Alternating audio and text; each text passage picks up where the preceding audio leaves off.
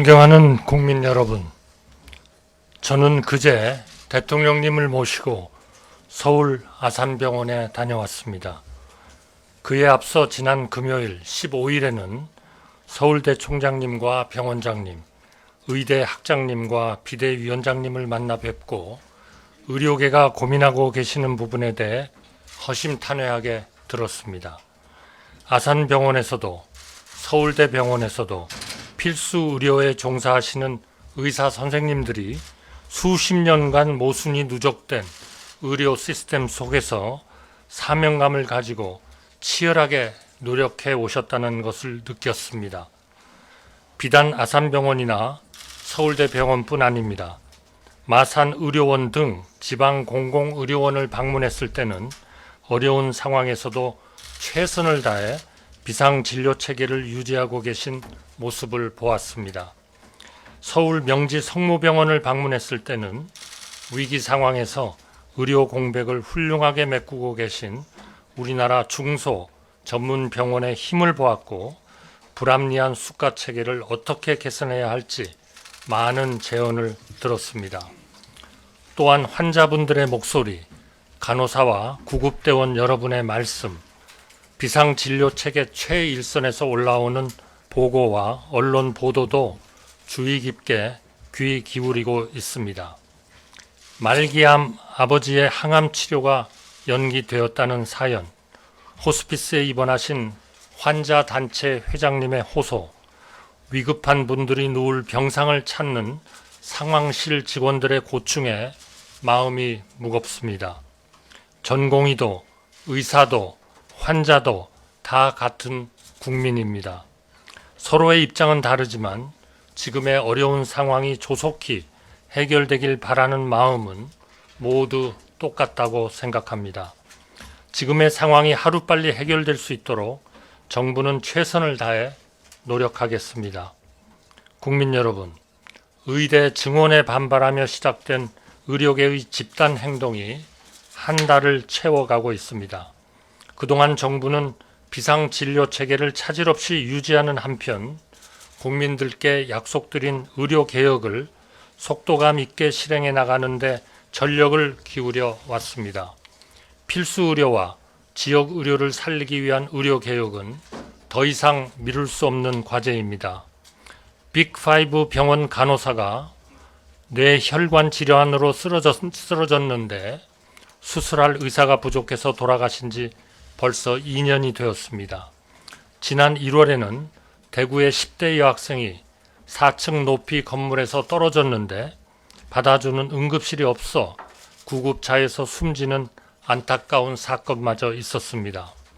이번 의료계의 집단 행동이 시작되기 전에도 우리 국민들은 소아과 오픈런, 수도권 원정 치료 등으로 오랫동안 불편과 고통을 겪으셨습니다.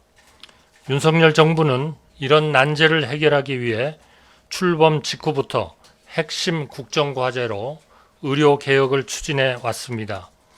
우리 의료 시스템의 모순을 정확히 파악하기 위해 의료계와 130번 넘게 만나 폭넓게 제언을 들었습니다.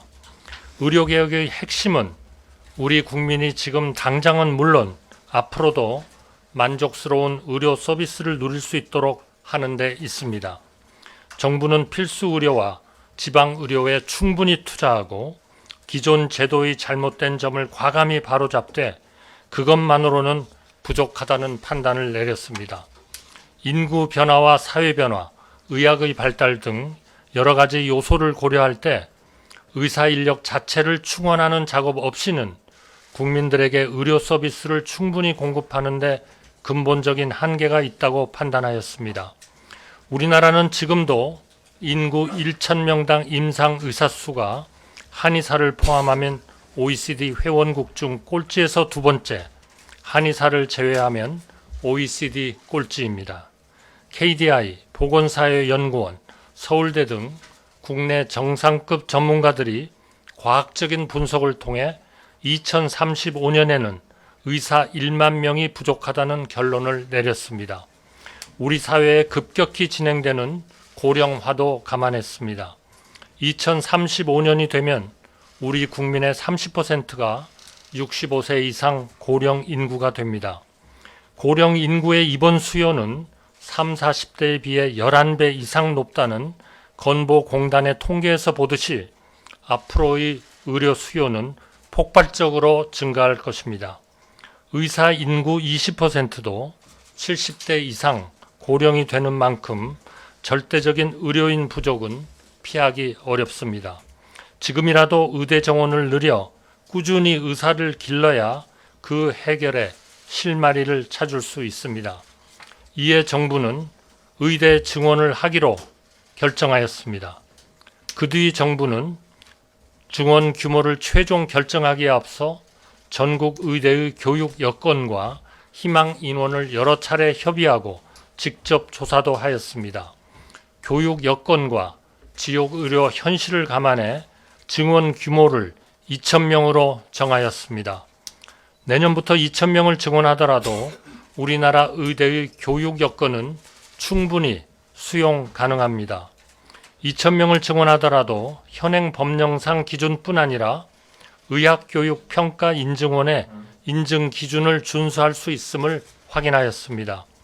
현재 규정상 의대 교수 1명당 학생 수는 8명이지만 전국 40개 의대의 평균은 교수 1명당 학생 1.6명에 불과합니다.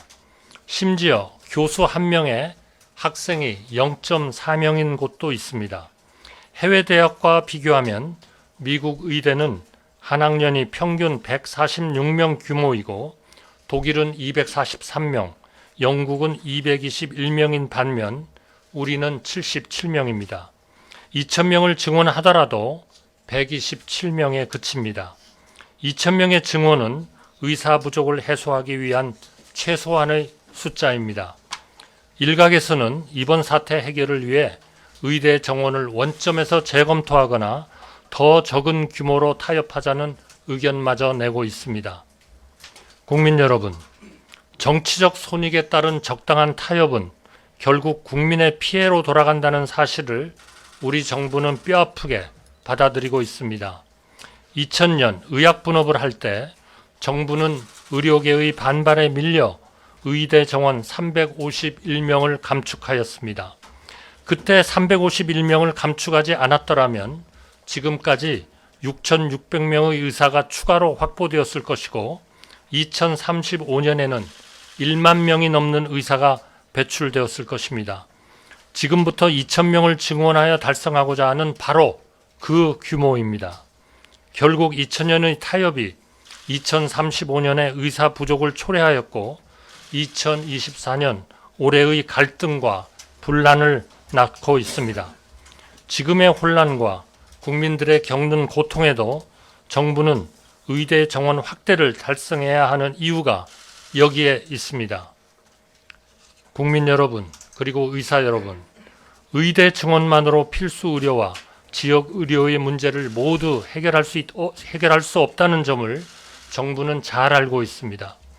의대 증원은 의료개혁을 위한 필수 조건일 뿐 충분 조건은 아닙니다. 이에 정부는 의료계의 오랜 요구사항을 충실히 반영하여 의료개혁 4대 과제를 마련하였고 속도감 있게 실행하고 있습니다. 우선 올 들어 1조 원을 들여 필수 의료 수가를 인상합니다. 향후 5년간 10조 원 이상을 이 분야에 더 투자할 것입니다. 필수 의료 분야를 중심으로 전공의의 수련비를 지원하고 연속 근무 시간을 줄이는 시범 사업도 곧 착수합니다. 내일은 전공의 처우 개선을 위한 정책 토론회도 개최됩니다. 또한 정부는 필수 의료 중심으로 보상 체계를 개편하기 위해 세부 계획을 마련하고 본격적으로 진행하고 있습니다. 필수 의료 분야의 의료인들이 가치에 걸맞게 정당하게 보상받고 보람있게 근무할 수 있는 환경을 만들어 가겠습니다. 의료 개혁의 또 하나의 축은 지역 의료 강화입니다. 그리고 가장 절박한 분야이기도 합니다. 정부는 지역 의료 강화를 위한 조치를 신속히 추진해 가고 있습니다. 지역 의료에 대한 투자를 강화하고 우수한 지역 병원을 적극 육성하겠습니다. 지역의 인재를 선발하고 지역 의료기관에서 장기 근무할 수 있도록 여러 제도적 장치를 마련하겠습니다. 오늘 사회부총리께서 발표하는 의대별 정원 배분 결과도 지역 의료를 살리겠다는 정부의 강한 의지가 담겨 있습니다. 늘어나는 2,000명의 정원을 비수도권 의대와 소규모 의대, 지역 거점 병원 역할을 수행하는 지역 의대에 집중 배정하겠습니다. 또한 신입생은 지역 인재 전형을 적극 활용하여 선발하겠습니다. 의대가 없는 광역단체인 전남의 경우 지역 내 의견이 충분히 수렴되고 절차에 따라 신청이 이루어지면 정부가 신속히 검토하여 추진해 나가겠습니다. 국립대 교수 1,000명 신규 채용을 포함한 범정부 차원의 종합적인 지원도 신속히 실천에 옮기겠습니다. 예산 편성과 국회 협의 등의 절차도 빠짐없이 챙기겠습니다. 이후 사회부총리께서 더욱 상세히 설명드리겠습니다.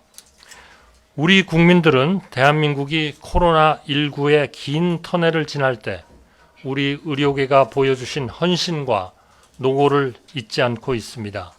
다른 모든 분야와 마찬가지로 우리 의료도 아무것도 없는 잿더미에서 오늘의 수준으로 단기간에 성장하였습니다. 의학의 길을 택한 한 분 한 분의 사명감과 헌신이 아니었다면 불가능했을 성취라고 생각합니다. 팬데믹을 겪을 때, 재형 재난이 닥쳤을 때 우리 의료계는 어김없이 국민을 위해 현장에 달려오셨습니다. 의료개혁의 목표는 정부와 의료계가 진정한 파트너가 되어 의견을 모으고 누적된 모순을 풀어서 국민은 더 건강해지고 의료계는 더 발전할 수 있도록 기틀을 닦는 데 있습니다. 4월부터 가동되는 대통령 직속 의료개혁특별위원회가 이러한 목표를 이루는 논의의 장이 될 것입니다. 지금 이 순간에도 현장을 지키고 계신 전문의, 전공의, 간호사, 병원 관계자 여러분 덕분에 비상의료체계가 유지되고 있습니다. 우리 국민 모두가 여러분의 노고와 희생을 잘 알고 있습니다. 국민을 대표해 감사드립니다. 사태가 조속히 해결되도록 저를 포함한 공직자 한 사람 한 사람이 최선을 다하겠습니다. 병원 현장을 떠난 전공의와 교실을 비운 의대생 여러분, 하루빨리 환자 곁으로 학교로 돌아와 주시기 바랍니다. 대화의 창구는 언제나 열려 있습니다. 정부는 여러분의 의견을 들을 준비가 되어 있습니다. 의대 교수님들께 당부드립니다. 의사는 의대를 졸업할 때 환자의 건강과 생명을 첫째로 생각하겠다고 서약합니다. 제자들이 이런 서약을 지킬 수 있도록 환자 곁으로 다시 불러주시기 바랍니다. 정부도 최선을 다해 듣겠습니다. 마지막으로 국민 여러분께 감사와 존경의 말씀을 전합니다. 불안과 불편이 이어지는 상황에도 정부의 의료개혁을 지지해 주셔서 감사합니다. 더 중하고 위급한 환자를 위해 상급 병원을 양보해 주시는 여러분의 성숙한 협조에 깊이 감사드립니다. 지금은 의료개혁의 마지막 골든타임입니다. 정부는 오직 국민만 바라보며 임무를 완수하겠습니다. 감사합니다.